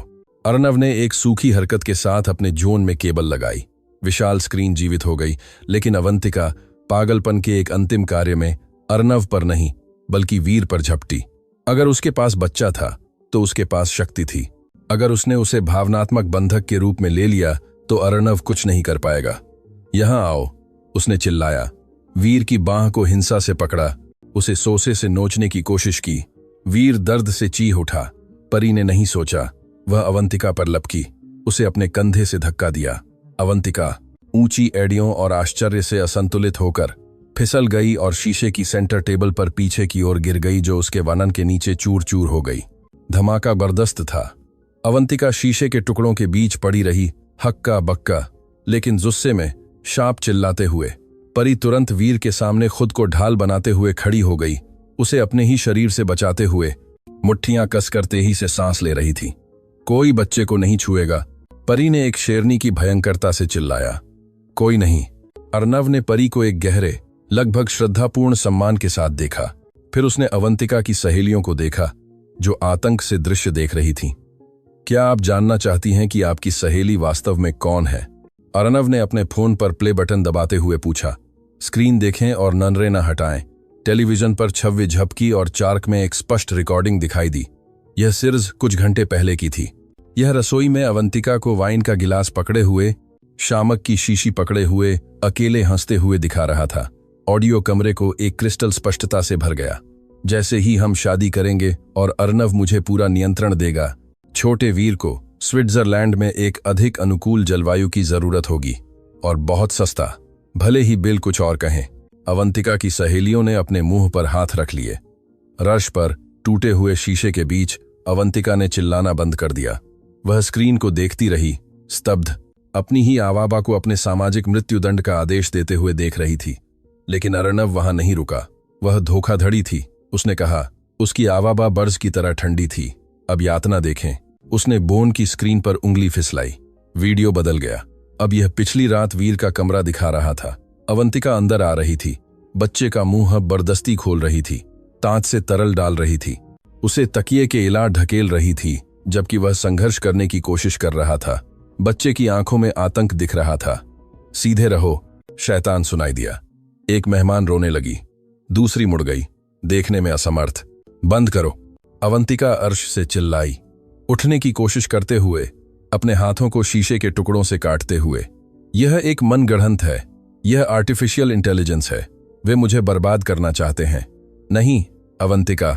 अर्नव ने उसकी ओर चलते हुए और उसे ऊपर से देखते हुए कहा, जैसे कोई एक घिनौने कीड़े को देखता है। तुमने खुद को बर्बाद कर लिया है और मेरे पास तुम्हारे लिए एक आखिरी आश्चर्य है। अर्नव ने मुख्य दरवाजे की ओर इशारा किया। एक पुलिस गश्ती दल की नीली और लाल बत्तियां टूटी हुई खिड़कियों से चमकने लगीं। उसने निजी सुरक्षा को नहीं बुलाया था। उसने एक सुसांदर है अधिकारियों को बुलाया था। खेल तम, अर्नव ने कहा। परी, वीर को लो, चलो बगीचे में चलें। मैं नहीं चाहता कि मेरा बेटा उस कचरे को दूर ले जाते हुए देखे। सायरन की आवाज मुख्य प्रवेश द्वार के सामने अचानक बंद हो गई, जिसकी जगह बंद होती कार के दरवाजों की सूखी आवाज और बाहर गूंजती कमांड की आवाजों ने ले ली। लिविंग रूम के अंदर विशाल स्क्रीन अभी भी हॉरर को लूप में दिखा रही थी। तहयाने के अंधेरे में कांपते हुए वीर की दानेदार छवि मामोशी में मीन को मारते हुए। अवंतिका की सहेलियां, वे महिलाएं जो मिनटों पहले क्रिस्टल के गिलास पकड़े हुए थीं और पेरिस की यात्राओं के बारे में बात कर रही थीं, अब दीवारों के इलाह पीछे हट गईं। अपने मुंह को ढंकते हुए अपनी मेहमान को ऐसे देख रही थीं जैसे वह कोई कोढ़ी हो। अवंतिका का सामाजिक नाव पूरी तरह से टूट गया था। रश पर पड़ी थी, टूटे हुए शीशे से घिरी हुई थी। उसका मेकअप फैला हुआ था और पोशाक फटी हुई थी। वह अब उच्च समाज की रानी जैसी नहीं लग रही थी। वह वैसी लग रही थी जो वह वास्तव में थी, एक घिरी हुई अपराधी। वर्दी पहने दो पुलिस अधिकारी अपनी बंदूकें नीचे की ओर करके, लेकिन कार्रवाई के लिए तैयार होकर लिविंग रूम में प्रवेश किए। उनके पीछे एक सादे कपड़ों में आदमी आया, जिसके बेल्ट पर एक बैज और एक झुर्रीदार चेहरा था। कमांडर रिबास या निरीक्षक राकेश। अर्नव एक कदम आगे बढ़ा, अपने हाथ खुले करके दिखाए कि वह थतरा नहीं था, हालांकि उसकी शर्ट अभी भी अपने ही शून और तहखाने की गंदगी से सनी हुई थी। मैं अर्नव मल्होत्रा, घर का मालिक हूं, उसने एक दृढ़ आवाज में कहा, उस एड्रेनालाइन को नियंत्रित करते हुए जो उसे सब कुछ नष्ट करने के लिए कह रही थी। मैंने कॉल किया था। कमांडर ने 1 सेकंड में कमरे को स्कैन किया। टूटे हुए शीशे, अर्श पर महिला, डरी हुई मेहमान और सबसे महत्वपूर्ण, सोजे पर बच्चे की रक्षा करती नौकरानी। उसकी नजर अंत में टेलीविजन स्क्रीन पर रुकी। यह क्या है? कमांडर ने वीडियो की ओर इशारा करते हुए पूछा। सबूत, अर्नव ने अवंतिका की ओर इशारा करते हुए जवाब दिया। एक नाबालिग को अवैध रूप से हिरासत में लेना, शारीरिक दुर्व्यवहार, वित्तीय धोखाधड़ी और चिकित्सा पर्चे के बिना नियंत्रित पदार्थ देना। अवंतिका ने टूटी हुई मेज पर सहारा लेकर उठने की कोशिश की। उसके हाथ सतही कटों से खून बह रहे थे। उसकी आत्मसंरक्षण की नार्सिसिस्टिक वृत्ति एक हताश तांत के साथ सक्रिय हो गई। अधिकारी, भगवान का शुक्र है कि आप आए, उसने अर्नव की ओर कांपते हुए उंगली से इशारा करते हुए चिल्लाया। यह आदमी पागल है, इसने मुझ पर हमला किया। देखिए इसने मुझे क्या कर दिया। यह एक मनगढ़ंत है, वह वीडियो झूठा है। यह एक कंप्यूटर चाल है। यह मेरा पैसा लेना चाहता है। मैं अवंतिका शर्मा हूं। मेरा परिवार उत्तर के निर्माण कंपनियों का मालिक है। आप नहीं जानते कि आप किसके साथ पंगा ले रहे हैं। कमांडर ने अर्नव की ओर देखा। अर्नव ने कुछ नहीं कहा। उसने सिर्फ अपने कोट की जेब में हाथ डाला और प्रयोगशाला की रिपोर्ट निकाली, जिसे उसने अपने होन पर प्राप्त किया था। अब एक कागज पर मुद्रित था, जिसे उसने नीचे आने से पहले अपने दफ्तर से उठाया था। उसने इसे अधिकारी को सौंप दिया। आज सुबह की टॉक्सिकोलॉजिकल रिपोर्ट, अर्नव ने ठंडेपन से कहा। मेरे 6 साल के बेटे के खून में एक घोड़े को गिराने के लिए पर्याप्त शामक है। क्लिनाफेनॉल और डियाजेपाम, संचयी जहर के निशान। अगर आप उस महिला के हैंडबैग में या उसकी पोशाक की जेब में खोजते हैं तो आपको तहजाने की चाबी मिलेगी, जहां उसने उसे 10 मिनट पहले बंद कर दिया था। और अगर आप मेहमानों के बाथरूम की तलाशी लेते हैं तो आपको बिना लेबल वाली शीशियां मिलेंगी। कमांडर ने कागज पढ़ा। उसकी भौहें सिकुड़ गईं। उसने वीर को देखा, जो अभी भी परी से चिपका हुआ था, पीला और काली आंखों वाला। फिर उसने अवंतिका को देखा। उसकी आंखों से संदेह गायब हो गया। उसने अपने आदमियों को एक सूखा संकेत दिया, उसे हथकड़ी लगाओ। अवंतिका ने एक चीज निकाली। जब अधिकारियों में से एक ने उसे बांह से पकड़ा और बिना किसी नाजुकता के जर्श से उठा लिया। उसकी कलाइयों के चारों ओर हथकड़ियों के बंद होने की धात्विक क्लिक ने शांत कमरे में न्याय के एक हथौड़े की तरह गूंज उठी। मुझे छोड़ो जानवर, अवंतिका ने लात मारते हुए चिल्लाया। मैं अपने वकील को बुलाऊंगी। मैं तुम सबकी करियर बर्बाद कर दूंगी। अर्नव, उन्हें रुकने के लिए कहो। मैं तुम्हारे बेटे की मां हूं, तुम किसी की मां नहीं हो। अर्नव ने उसके पास आकर और उसके चेहरे के इंचों के भीतर आकर कहा। उसकी आवाज धीमी थी, भयानक। तुम एक परजीवी हो और मैं तुम्हें वादा करता हूं अवंतिका कि मैं अपनी हिस्मत का हर पैसा खर्च करूंगा ताकि यह सुनिश्चित हो सके कि तुम अपनी बाकी की जवानी एक 3x3 की कोठरी में बिताओ, बिना किसी विलासिता, बिना सहेलियों, बिना किसी निकास के। अवंतिका ने अपनी सहेलियों में समर्थन की तलाश में चारों ओर देखा। उसकी आत्मा की सहेलियां, मेरी मदद करो, उसने उनसे विनती की। कुछ कहो। तुम सबने देखा कि उसने मुझ पर कैसे हमला किया। गहनों वाली सुनहरी बालों वाली महिला, वह जो पहले पैकेट पर हंस रही थी, ने अपनी नजरें हटाईं और अपना जोन निकाला। वकील को बुलाने के लिए नहीं, बल्कि गिरफ्तारी को रिकॉर्ड करने के लिए। हमें इसमें मत घसीटो अवंतिका, उसने घृणा से कहा। ड्रग्स और बाल दुर्व्यवहार, यह तुम्हारे लिए भी बहुत नीच है। तुम हमें घृणा पैदा करती हो। अंतिम विश्वासघात ने अवंतिका को तोड़ दिया।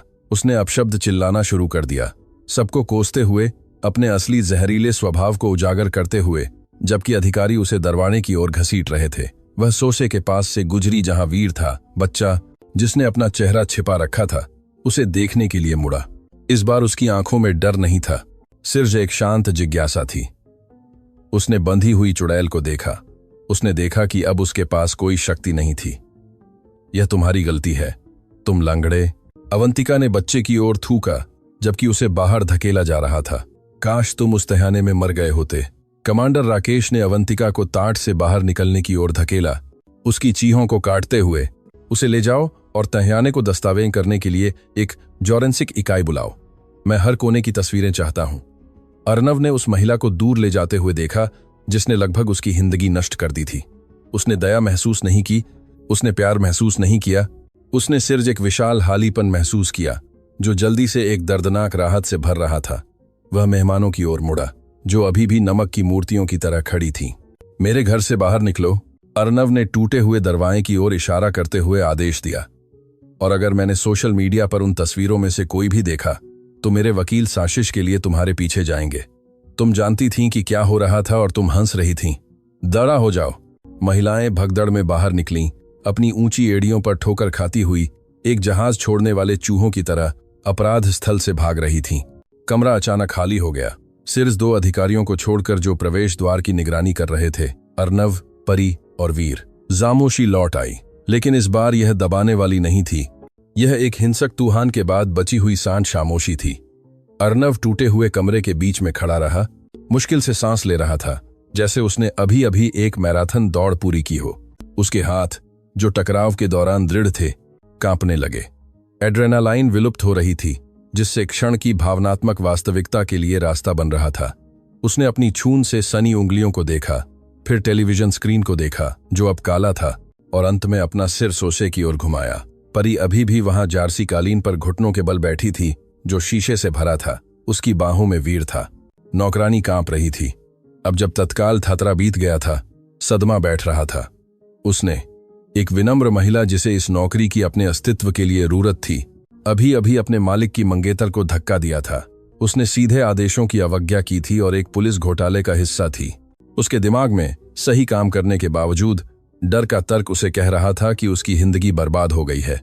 साहब, परी ने फुसफुसाया, धीरे से वीर को छोड़ने की कोशिश करते हुए सिर नीचे किया। मैं जाकर अपना सामान उठाती हूं। मुझे गड़बड़ी, मेज, चीहों के लिए बहुत अफसोस है। मैं समस्या पैदा नहीं करना चाहती थी। मैं सेवा के दरवाजे से जाऊंगी ताकि पुलिस। अर्नव उसने जो सुना उससे स्तब्ध हो गया। जाना, उस महिला ने अभी अभी उसके बेटे की जान बचाई थी। उसने एक राक्षस और एक असहाय बच्चे के बीच खुद को खड़ा किया था। उसे अपमान, धमकी और लगभग मार मिली थी और उसकी पहली चिंता एक टूटी हुई मेज के लिए माजी मांगना था। क्या? अर्नव उसकी ओर चला। उसके कदम शीशे के टुकड़ों पर चरमरा रहे थे। परी सिकुड़ गई। उसके पास आने को निष्कासन की प्रस्तावना के रूप में समझा। मुझे हमते के लिए भुगतान करने की जरूरत नहीं है साहब। मैं समझती हूं कि यह बहुत परेशानी है, बस मुझे जाने दें। अर्नव उसके सामने घुटनों के बल गिर गया। वह नीचे नहीं झुका, वह ढह गया। उसके घुटने कठोर अर्श से टकराए, उन शीशों को अनदेखा करते हुए जो उसके पैंट के कपड़े में चुभ रहे थे। वह परी और वीर के स्तर पर आ गया। पहली बार महान व्यापारी, अछूत करोड़पति अपनी नौकरानी के समान स्तर पर था। परी, मेरी ओर देखो, उसने कहा। उसकी आवाज उन आंसुओं से टूट गई थी जिन्हें वह अब रोक नहीं सकता था। उसने ऊपर देखा, डरी हुई थी और अर्नव की आंखों से मिली जो एक ऐसे गहरे आभार से भरी थीं कि उन्हें देखना दर्दनाक था। तुम कहीं नहीं जा रही हो, अर्नव ने उसके हाथों को पकड़ते हुए कहा। वे काम करने वाले खुरदरे हाथ अभी भी पीले रबर के दस्ताने पहने हुए थे, हास्यास्पद और एक ही समय में वीरतापूर्ण। तुमने मेरे बेटे को बचाया। तुमने वह देखा जो मैं देखना नहीं चाहता था। तुमने उसकी रक्षा की जब मैं अंधा था। अगर किसी को यहां माजी मांगनी है तो वह मैं हूं। अर्नव ने उसके हाथों को छोड़ा और वीर की ओर देखा। उसका बेटा उसे एक नई तीव्रता से देख रहा था। उसकी आंखों में अब ड्रग्स का वह धुंधलापन नहीं था, पहचान थी, एक शांत निर्णय था। वीर, अर्नव ने अपना हाथ बढ़ाया। अस्वीकार किए जाने से डर रहा था। उसे अस्वीकार किए जाने का अधिकार था। उसने उस महिला को उनके जीवन में आने दिया था। मुझे मान कर दो, चैंपियन। पिता मूर्ख था। पिता ने तुम्हारी रक्षा नहीं की, लेकिन मैं तुम्हारी मां की याद में कसम खाता हूं कि अब कोई तुम्हें कभी चोट नहीं पहुंचाएगा। तुम्हें अपने ही घर में फिर कभी डर नहीं लगेगा। वीर ने अपने पिता के हाथ को देखा, फिर परी की ओर देखा। उसने आंसुओं के बीच मुस्कुराया और हल्के से सिर हिलाया। उसे इजाजत दी, उसे सुरक्षा दी। और फिर यह हुआ। वीर परी के आलिंगन से छूट गया। वह घिसटा नहीं, वह कालीन पर खड़ा हो गया। अपने सुन्न पैरों की कमजोरी के कारण थोड़ा लड़खड़ाया, लेकिन सीधा रहा। उसने अर्नव की ओर एक कदम बढ़ाया, फिर दूसरा। पिता, वीर ने स्पष्ट आवाज में कहा। बच्चे ने आगे छलांग लगाई और अर्नव ने उसे हवा में पकड़ लिया। उसे एक हताश तांत से गले लगाया, अपना चेहरा अपने बेटे की छोटी गर्दन में दबा लिया। एक बच्चे की तरह रो रहा था। उसने वीर की छोटी बाहों को अपनी गर्दन के चारों ओर महसूस किया, कसते हुए, दिलासा देते हुए। यह एक बीमार बच्चे का आलिंगन नहीं था, यह एक उत्तरजीवी का आलिंगन था। तुम यहां हो, तुम यहां हो, अर्नव उसे झूलते हुए दोहरा रहा था। परी उस अंतरंग क्षण में खुद को एक घुसपैठिया महसूस करते हुए दृश्य देख रही थी, लेकिन हिलने में असमर्थ थी। वह थक गई थी, हाली थी, लेकिन साथ ही एक अजीब गर्मी से भरी हुई थी। उसने धीरे धीरे अपने पीले दस्ताने उतारे, उन्हें टूटी हुई मेज पर छोड़ दिया। वे उसके पुराने जीवन, उसके समर्पण का प्रतीक थे। अर्नव ने वीर को अभी भी अपनी बाहों में लेकर ऊपर देखा और परी की ओर देखा। परी, उसने अपने हाथ के उल्टे हिस्से से आंसू पोंछते हुए कहा, मैं कल ही अपने वकीलों से एक नया अनुबंध तैयार करवाऊंगा। तुम अब कभी वर्ष साढ़ नहीं करोगी, तुम वर्दी नहीं पहनोगी। मैं चाहता हूं कि तुम वीर की कानूनी अभिभावक बनो। मैं चाहता हूं कि तुम हमारे साथ यहां रहो, परिवार के हिस्से के रूप में। मैं चाहता हूं कि वह उस एकमात्र व्यक्ति के साथ बड़ा हो जिसने उससे प्यार करने की हिम्मत की जब कोई और नहीं कर रहा था। साहब, मेरे पास शिक्षा नहीं है, मैं नहीं जानती कि अभिभावक कैसे बने। उसने दबकर हकलाया। तुमने उसे हंसना सिखाया, अर्नव ने वीर को अपनी बाहों में लेकर खड़े होते हुए कहा। वह किसी भी विश्वविद्यालय से ज्यादा सिखाता है। कृपया हमें मत छोड़ो, हमें तुम्हारी जरूरत है। वीर अपने पिता की बाहों से खुले हाथों से परी की ओर एक हाथ बढ़ाया, उसे आमंत्रित करते हुए। ल, बच्चे ने कहा। परी फिर से रोने लगी, लेकिन इस बार वे डर के आंसू नहीं थे। उसने सिर हिलाया, बोलने में असमर्थ थी और वीर का छोटा हाथ पकड़ लिया। वे तीनों लिविंग रूम की तबाही के बीच एक सर्कल में खड़े हो गए, खंडहरों से घिरे मानवता का एक केंद्र। बाहर रात अंधेरी थी, लेकिन अंदर सालों में पहली बार यह महसूस हुआ कि सुबह हो रही है। अवंतिका का दुःस्वप्न खत्म हो गया था, लेकिन असली उपचार अभी शुरू हो रहा था। अर्नव ने अपने स्वस्थ और उश बेटे को देखा। उसने परी को देखा, वह महिला जो रोशनी लाई थी, और उसने भाग्य की विडंबना के बारे में सोचा। उसने अपना जीवन वित्तीय सफलता की खोज में बिताया था, साम्राज्य बना रहा था, यह मानते हुए कि खुशी खरीदी जा सकती है या महंगी ईंटों से बनाई जा सकती है। और अंत में खुशी उसके जीवन में सेवा के दरवाजे से एक सस्ती वर्दी और पीले दस्तानों के साथ आई थी, ताकि उसे सिखा सके कि असली धन बैंक में नहीं रखा जाता है बल्कि सरल क्षणों में पाया जाता है। एक धूप वाली शाम, एक बच्चे की हंसी और पूर्ण निश्चितता कि चाहे कुछ भी हो, वे फिर कभी अकेले नहीं होंगे। जानते हो क्या, वीर ने आकाश को देखते हुए कहा, जो पहले सितारों को दिखाना शुरू कर रहा था, मुझे लगता है कि कल हमें समुद्र तट पर जाना चाहिए।